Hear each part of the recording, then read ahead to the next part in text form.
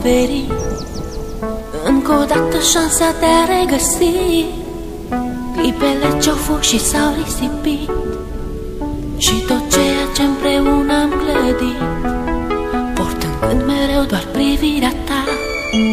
Realitatea nu o pot accepta. Ieri erai cu mine, azi nu mai ești. Ce s-au scris cândva au fost doar povești. Tu spuneai mereu trăiește-ți clipa, viața însă n-a putut ierta. Tu ești sus acolo printre îngeri, mi-a rămas doar amintirea ta. Vei rămâne în gândul meu, la bine și la greu. Iar tot ceea ce-am făcut împreună ne va lega mereu. Vei rămâne în gândul meu, la bine și la greu.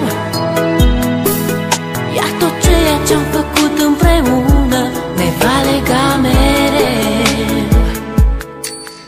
Astăzi cerul parcă e înnorat, totul în jurul meu îmi pare schimbat.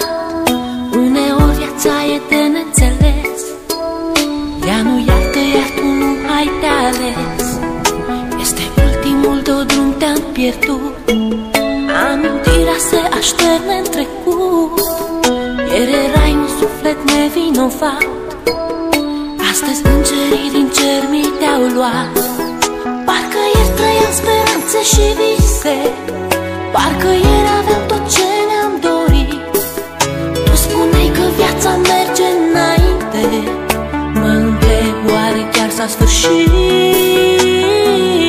Vei rămâne în gândul meu, la bine și la greu. Iar tot ceea ce-am făcut împreună ne va lega mereu. Vei rămâne în gândul meu, la bine și la greu.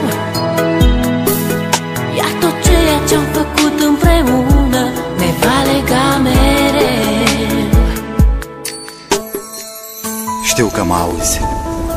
Este poate ultima oară când te privesc în ochi, ultima oară când îți văd chipul, ultima oară când îți vorbesc. Lacrimile nu-ți pot șterge amintirea. Ai ales un drum pe care nu există suferință, nici durere. Mi-e greu să accept, însă, independent de noi, viața merge înainte.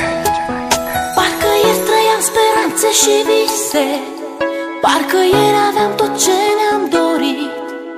Tu spuneai că viața merge înainte, mă întreb oare chiar s-a sfârșit.